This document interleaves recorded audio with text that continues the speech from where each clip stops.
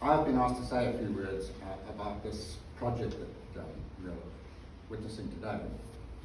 But to start, I just thought I'd just talk a little bit about what an archivist is and what archives are. The archivist is one of the people who maintains and develops the heritage of an institution. In doing this, he or she deals primarily with documents, which include photographs and modern media. This material is then catalogued and stored in an easy accessible way so that future generations can find out what the school was like in the period that they were investigating. However, the archivist in a school is much more than this. They are also curators of a school museum as such. In other words, physical objects and artifacts that shed light on the nature of the school at a specific time. So where does this gallery come in? Mr. Bovey has mentioned quite a bit about it, and some of this is a bit of a repeat.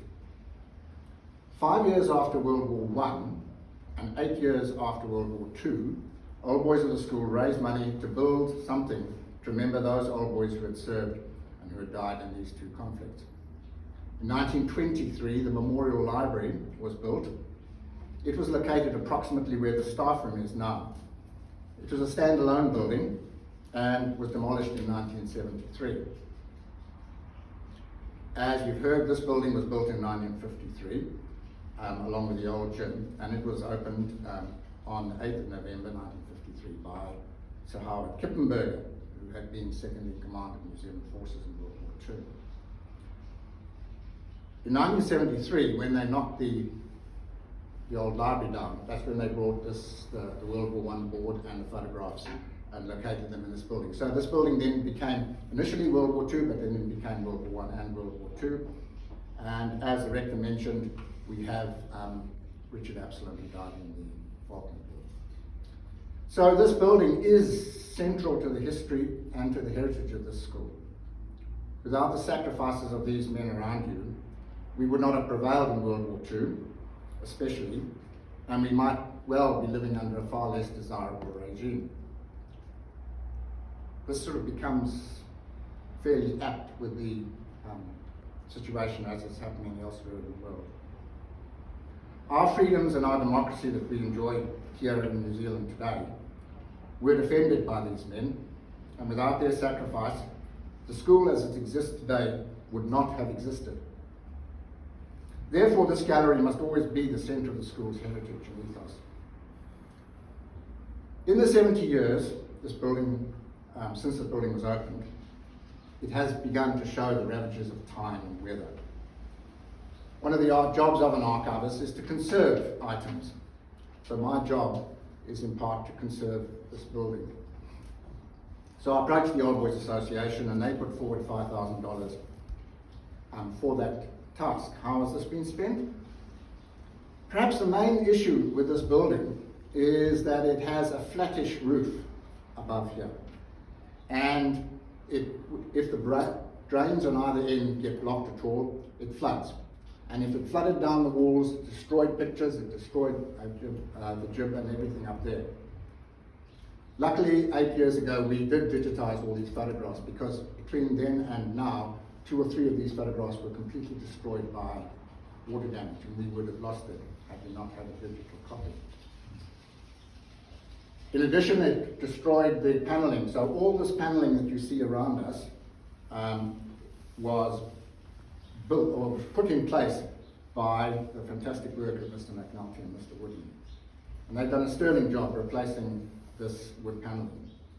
The paneling itself took up most of the funds that the Old Boys had donated to us. However, there was also serious rot damage on the front doors, and the replacement would have cost another $5,000. So I decided to apply my meagre woodworking skills to the task to remove and replace the damaged wood. Even though the job does not reflect the expertise of people on the Repair Shop, a TV program that you might know, it has worked. It's not perfect, but it does show the history of the doors. Over the years, most of the pictures in this gallery suffered from mold due to dampness and cold air in here, and insect damage. So the most time-consuming job of this entire renovation has been removing all the photographs, disassembling them, cleaning the glass, which had mould in it, scanning the photographs, improving the photographs using Photoshop, and then reframing them. They're in good condition now.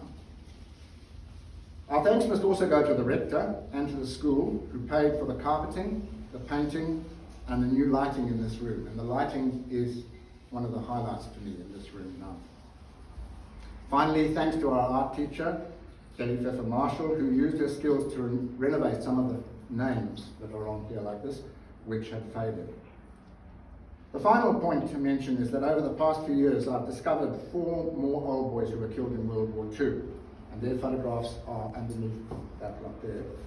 And as the rector mentioned, a former staff member whose photographs is in the gallery.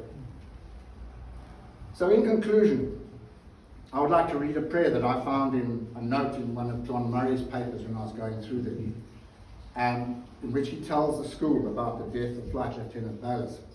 It's just a little small scrap of paper, and we believe that he would have taken it to assembly.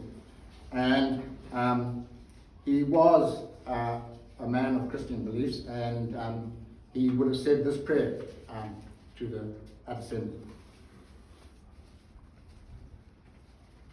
Dear Lord, lest I continue my complacent way, help me to remember somewhere out there a man died for me today.